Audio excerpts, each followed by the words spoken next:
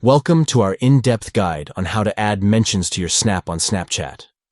Let's walk through the simple steps to tag your friends in your snaps for a more personalized touch.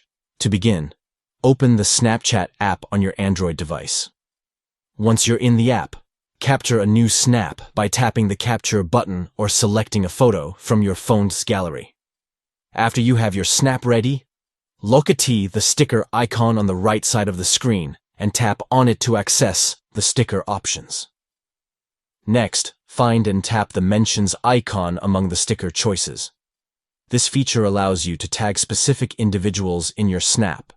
Now, mention the person you want to tag by typing their username or selecting them from your contacts. Once you've mentioned the desired person, you can now send your snap directly to your friends or add it to your story to share with a broader audience.